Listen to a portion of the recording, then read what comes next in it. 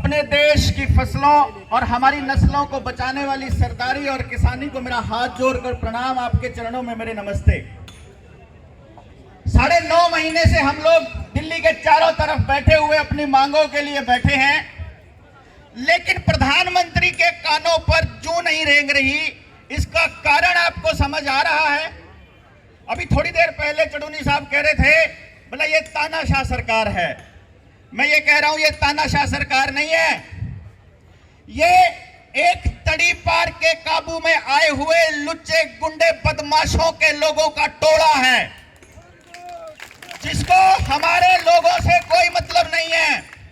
इन्होंने पहले दिन आते ही अपने इरादे मजबूत करके ये बता दिया था हम लोगों को कि हम क्या करने वाले हैं। जब ये भूमि अधिग्रहण बिल लेकर के आए थे, इन्होंने आते ही हम लोगों को बता दिया था। जब स्मृति ईरानी जैसी लेडी को इन लोगों ने शिक्षा मंत्री बनाया था, जो 12वीं फेल है, जब किसान देश का खड़ा हुआ, जब 2014 के अंदर किसान के बिल, उनका भूमि अधिग्रहण बिल के ऊपर, उस वक्त इनको लगा कि किसान को आप नहीं पीछे हटा सकते, आपको इनकी जमीनें हड़पने के लिए कोई नया षड्यंत्र रचना पड़ेगा। उसके बाद इन्होंने लगभग एक एक तबके के ऊपर अलग अलग प्रहार किया। कॉलेजों में अलग प्रहार किया, यूनिवर्सिटीज के ऊपर अलग प्रहार किया, LIC के कर्मचारियों को जबरदस्ती इन्होंने निकालने की कोशिश की। इन्होंने भेल, हेल, सेल, LIC, BPCL, HPCL हर डिपार्टमेंट को बेचने की कोशिश की। 2018 के अंदर हरियाणा में इन लोगों ने एक एक्सपेरिमेंट किया था, आपको याद हो तो। रोडवेज के कर्मचारियों की हड़ताल चल रही थी और उधर से उन लोगों को बर्खास्त करके कर्मचारियों को, और उन्होंने ठेके पर नए भर्ती करने शुरू कर दिए थे। तो उस दिन इन लोगों ने देखे थे कि इस देश के अंदर 50,000 की नौकरी करने वाले लोगों के बजाय 15,000 में ठेके पर लगने वाले लोगों की इतनी लंबी लाइन है। तो अगर इस देश के अंदर बाकी डिपार्टमेंट को खत्म करना है तो बेरोजगारी बढ़ानी होगी, गरीबी बढ़ानी होगी, देश को बर्बाद करना होगा, और इस काम पर वो पहले दिन से लग गया था। हमारी गलती क्या रही? हमारी गलती यह रही कि जिस वक्त रोडवेज के कर्मचारियों के ऊपर अत्याचार हो रहा था, उस वक्त हम देश का किसान चुप था।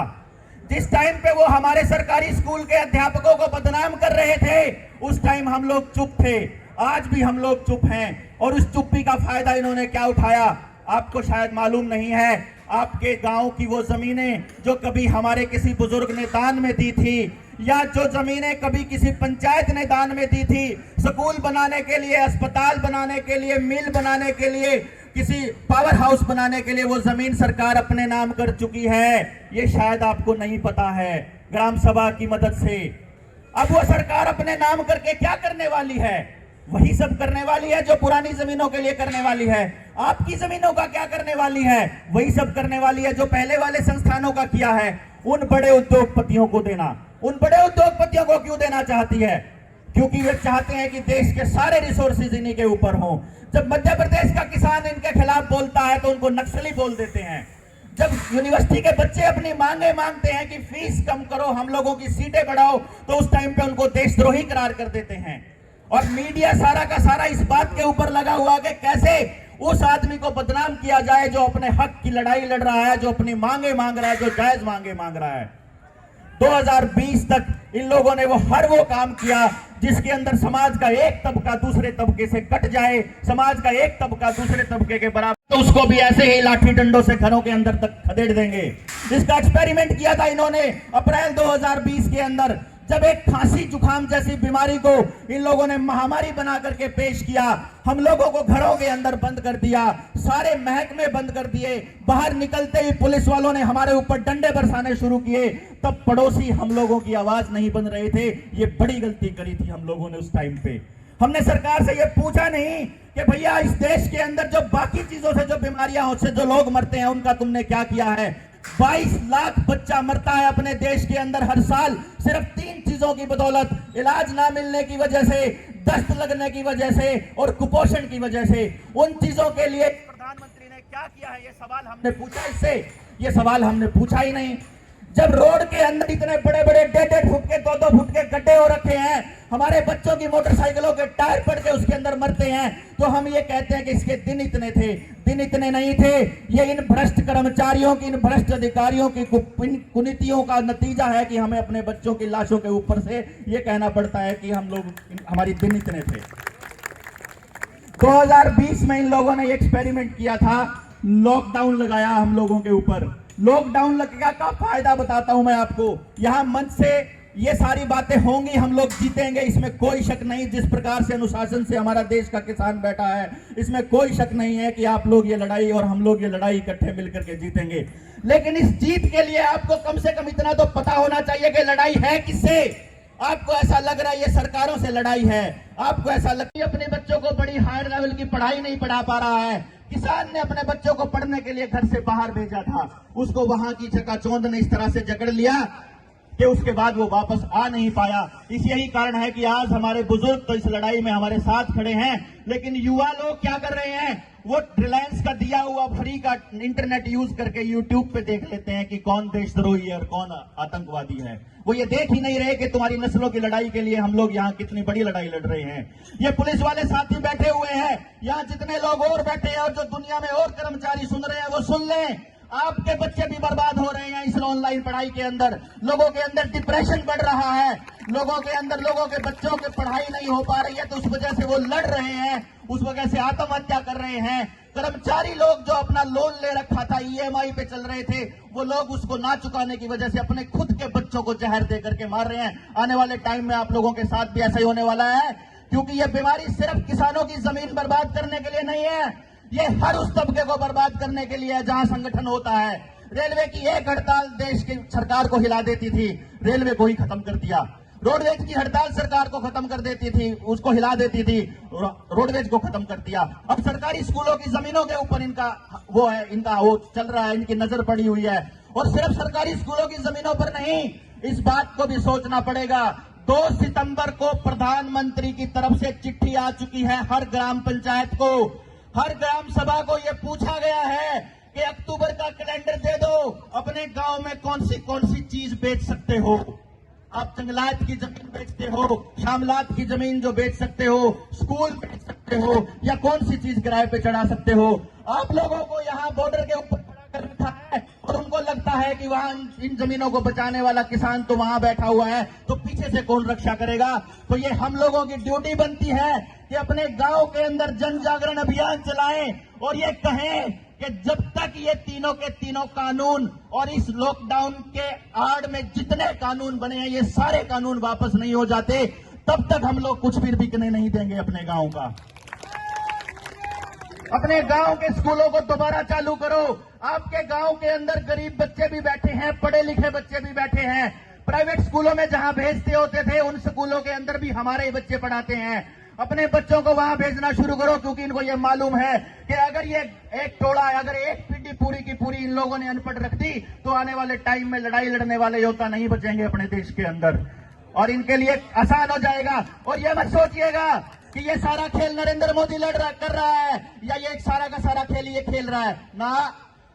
राहुल गांधी की मां सोनिया गांधी 2006 में उस टाइम पे कांग्रेस की अध्यक्ष हुआ करती थी, जिस टाइम पे PHFI आया, public health foundation of India, जिसने हर डिपार्टमेंट के अंदर PPP मॉडल एंटर किया। तो अलग परसों अखबारों में आपने देखा होगा, PPP वाले मॉडलों के लिए जमीन खरीद सकती है सरकारें। PPP का मॉडल लाने वाली सरकार कांग्रेस की सरकार थी। उसका मकसद था हर डिपार्टमेंट के अंदर प्राइवेट संस्थाओं का, बड़े कॉरपोरेट घरानों का दखलंदाजी करना। आज के टाइम आप देख लो, आपकी लोकसभा के अंदर देख लो, विधानसभा के अंदर देख लो, राज्यसभा के अंदर देख लो, बड़े बड़े उद्योगपति वहां पर बैठे हुए नियम और नीतियां बनाने के लिए। आपके लिए नीतियां कहां से बनाएंगे वो? इन लोगों ने सबसे पहले ये देखा कि समाज के सबसे नीच घटिया लोग कौन हैं, उन लोगों को इन लोगों ने भाजपा में शामिल किया। भाजपा में शामिल करके उन लोगों को टिकट का उम्मीदवार बनाया जिनका समाज से कोई वास्ता नहीं था। ये हमारा खट्टर ये भाई दे दूंगे माइक। यहाँ कोई ये वाली बातें आपको कोई नहीं बताएगा। यहाँ ये खट्टर आपका मुख्यमंत्री क्यों बनाया था? इसलिए बनाया था कि ये जन नेता नहीं था, ये आरएसएस का प्रचारक हुआ करता था। इस प्रचारक ने आकर के सबसे पहले वो काम किया है कि जो जनता से कोई रिलेशन ना रहे ऐसे लोगों को इन लोगों ने अधिकारी बनाया। आज आप देख लीजिए यहाँ का जो एसडीएम जिसने लोगों को मारने का आदेश दिया वो कौन था? जो ऑलरेडी किसानों से नफरत करता था। किन लोगों को ड्यूटी दी? जहां जहां आंदोलन लगा हुआ है उन लोगों को जो ऑलरेडी जात पात के जहर के अंदर घुल रहे हैं, उनको ये नहीं पता कि इसकी आड़ में तुम्हारे बच्चे भी बर्बाद हो रहे हैं। ये अफसर चाहे कितने स्टार लगा के बैठे हो, चाहे 1.5 लाख की तनख्वाह ले रहे हो, चाहे 2 लाख की, बच्चे आपके भी बर्बाद होने वाले हैं, ये मान लीजिए इस लड़ाई में। इसलिए इन किसानों के साथ आकर के खड़े हो जाइए। ये आपकी आखिरी लड़ाई है। ऐसे ही नहीं कहते कि ये आपके नस्लों की लड़ाई है, ये वाकई आपकी नस्लों की लड़ाई है, क्योंकि पूरी नस्लों को तबाह करने का इन लोगों ने षड्यंत्र रचा हुआ है। उस षड्यंत्र के खिलाफ आपको लड़ना होगा। इस फर्जी महामारी के खिलाफ आपको लड़ना होगा। हर डिपार्टमेंट खोलना होगा। किसान इतने दिनों से क्यों बैठा हुआ है और बाकी डिपार्टमेंट क्यों नहीं बैठे हुए, इसको समझना पड़ेगा। क्योंकि किसान के खिलाफ सरकार के पास कोई कागज नहीं है। आज अगर सरकार की कोई खिलाफत करता है तो उसके खिलाफ या तो कोई सीडी आ जाती है या वो उसके खिलाफ कोई कागज आ जाता है। लेकिन सरकार ने ये पूरा पिछले 6 सालों के अंदर, 7 सालों में ये षड्यंत्र रचा है कि हर किसान के खिलाफ कागज तैयार हो जाए, चाहे ऑनलाइन के थ्रू, चाहे PPP के थ्रू। एक नया कानून ले आए कि भैया जी ये जो आपको क्षतिपूर्ति कानून, जो आपको सिर्फ छोटा मोटा कानून लग रहा होगा, ये जो पुलिस को बुलाने के लिए बसें आ रही है ना, ये आपके खर्चे में जुड़ रही है और ये खर्चा आपको देना पड़ेगा अपनी जमीनों को बेच करके। आखिरी मकसद जमीन बेचना, जमीन बिकवाना है। इस चीज को समझ लीजिएगा। एक तो आने वाले टाइम में आपको किसी से कर्जा नहीं लेना है। आपके ऊपर कर्जे के भंडार लगे हुए होंगे। और ये लाल डोरा तोड़ा था। लोगों को क्या कहा इन्होंने? अब लाल डोरे की जमीनें भी पे रजिस्ट्री हो जाएंगी, अब लाल डोरे की जमीनों पे भी कर्जा हो जाएगा। अरे हरामखोरो, कर्जा दे के तुम काम धंधे बंद करते हो, इसका मतलब वो कर्जा जिस चीज के ऊपर लिया तुम्हें वो हड़पनी है, इसका मतलब तो हम लोगों को ये समझ में नहीं आ रहा है। हमारा जमींदार क्योंकि बड़ा व्यापारी नहीं है, उसे पैसे से पैसा बनाना नहीं आता। वो क्या करता है, पैसा लेकर के कहीं ऐसी जगह लगा देता है जहां से रिटर्न नहीं आता और उसे लगता है कि आने वाले टाइम में जो पैसा आएगा, कल को जो फसल बेचूंगा उस फसल से मैं ये कर्जा चुका दूंगा। लेकिन अफसोस कि उन फसलों के दाम आपको जानबूझकर दिए नहीं जाते, क्योंकि खेती घाटे का सौदा है नहीं। खेती घाटे का सौदा बनाया गया है ताकि आपकी जमीनों को काबू किया जा सके। इसलिए ये लड़ाई सिर्फ और सिर्फ ये जमीन बचाने की और तीनों कानून वापस कराने की नहीं है। ये लड़ाई अस्मिता बचाने की भी है, हमारे बच्चों को बचाने की भी है। आपको यहां से ये शपथ लेकर के जानी पड़ेगी कि जब हम गांव में जाएंगे तो आने वाले वक्त में अपने किसी भी संस्थान को बिकने नहीं देंगे। इन्होंने सारी एसोसिएशन के अंदर, चाहे मार्केट एसोसिएशन है, चाहे मंडी, इन्होंने अपने संगी लोग बिठा रखे हैं चेयरमैन और प्रधान बना करके, ताकि वो आपकी आवाज ना उठाएं कभी भी। इसलिए सबसे पहले उन प्रधानों को खदेड़ना होगा वहां से कि निकलो यहां से, हमें तुम्हारी प्रधानी नहीं चाहिए। सरपंच के चुनाव क्यों नहीं हो रहे हैं? क्योंकि इनको पता है कि आने वाले सरपंच आपकी जमीन नहीं बेचेंगे, क्योंकि विरोध है। तो ऐसे सरपंच बनेंगे जो सरकार की खिलाफत करते होंगे तो आपकी जमीनों को उनके हवाले नहीं करेंगे। इसीलिए आप इस बात की लड़ाई लड़िए कि अपने अपने गांव के अंदर सर्वसम्मति से किसी अपने ईमानदार आदमी को, किसी पुराने फौजी को, किसी पुराने टीचर को, किसी भी ईमानदार आदमी को हाथ पैर पकड़ के ये कहिए कि आइए हमारे बच्चों की जिंदगी को बचाने के लिए लड़ते हैं। और बड़ी गलती हमसे ये हो रखी है कि जिस आदमी को हमने अपना नेता बना दिया, चाहे वो किसी पार्टी में हो और चाहे वो किसी दल में हो, चाहे वो किसान आंदोलन में हो, हम उसके भक्त बन जाते हैं। हमें भक्त नहीं बनना है, हमें सवाल पूछते रहना है, हमें लड़ाई लड़ते रहना है। एक बात पूरी और कर गया, मैंने सोनिया गांधी के बारे में तो बता दिया कि राहुल गांधी की मां ने ये PPP मॉडल लेकर के आया था। आने से पहले, इन कानूनों को लाने से पहले, नरेंद्र मोदी के लाने से पहले कांग्रेस लाने वाली थी। लेकिन आपको ये बात बता दूं, अरविंद केजरीवाल भी इसी षड्यंत्र के अंदर उन लोगों के साथ शामिल है जो इस फर्जी बीमारी के आड़ में ये कानून बनाते जा रहे हैं। ये फर्जी बीमारी से लड़ना क्यों जरूरी है, ये मैं बता देता हूं। थोड़ा सा बस 1 मिनट 2 मिनट का और टाइम लूंगा। क्योंकि संसद के अंदर जब कानून बनते हैं तो सरकार को वोटिंग करानी होती है, लेकिन एक संविधान के अंदर एक प्रोविजन है कि अगर एक्स्ट्रा ऑर्डिनरी सिचुएशन हो, युद्ध का टाइम हो, अकाल हो, कोई महामारी हो, याद रखिए महामारी हो। पहले पाकिस्तान के साथ युद्ध वाला शिकूफा फेल हो गया तो इन्होंने महामारी वाला शिकूफा छेड़ा। और सिर्फ इस देश में नहीं, पूरी दुनिया के अंदर वो चोर लोग जमीन हथियाने के लिए लगे हुए हैं।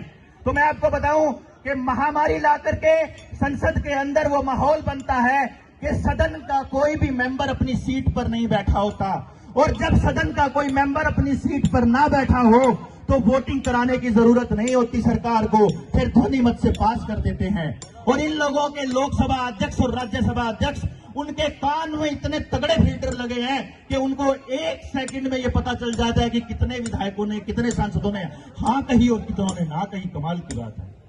इसलिए आने वाले वक्त में वो सारे कानून आएंगे जहां संविधान की धज्जियां उड़ेंगी।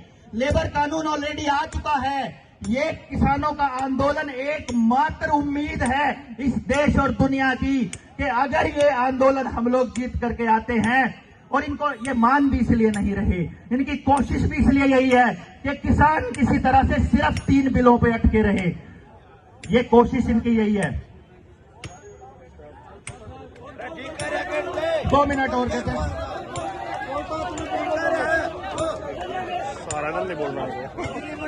भाई ये इंडिसिप्लिन की बात कह रहे हैं, हम फिर कभी आप लोगों से बात करके।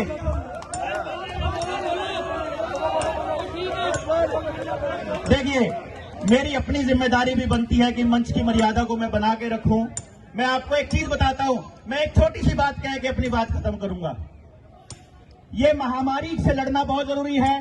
कोई भी आदमी इस महामारी के नाम पे, कोई सरकार, कोई अधिकारी अगर कुछ थोपता है तो वो नहीं मानना है। अपने गांव के स्कूलों को खोल लो, और उससे भी बड़ी बात, आप अपने गांव के युवाओं को जगाने के लिए अपने अपने गांव में मुझे इनवाइट कर सकते हैं। चाहे जितना मर्जी टाइम लगे, हम सारे युवाओं को हम जगाएंगे। और उससे भी बड़ी बात, उन तबकों को भी शामिल करेंगे जो आज तक इस आंदोलन में नहीं आए, जिनके खिलाफ ये सरकार षड्यंत्र रच रही है। आपने शायद नोटिस नहीं किया, इंद्री के इलाके में चले जाओ, वहां जाकर के वो लोग, उन लोगों को दिमाग में ये घुसा रखा है ये तो इनका आंदोलन है, इनके लठ लगे बढ़िया लग रहे हैं। ऐसे ही गरीबों को जाकर के ये कह रखा है कि ठीक है, इनकी जमीन, जैसे मायावती ने किसी वक्त यूपी के अंदर नारा दिया था कि किसानों से जमीन खरीद तो झपट के तुम लोगों को देंगे, ये कह के बका रखा है उन लोगों को कि इनकी जमीन हथिया के सरकार तुमको देने वाली है। इसलिए ये लड़ाई लड़नी पड़ेगी अपने को, अपने गांव के अंदर ये आंदोलन चलाना पड़ेगा। आप लोग अपने अपने गांव में युवाओं को जागृत करने के लिए जब भी आदेश देंगे मैं खड़ा हो जाऊंगा। इन्हीं सब शब्दों के साथ मेरा नमन स्वीकार करें। धन्यवाद।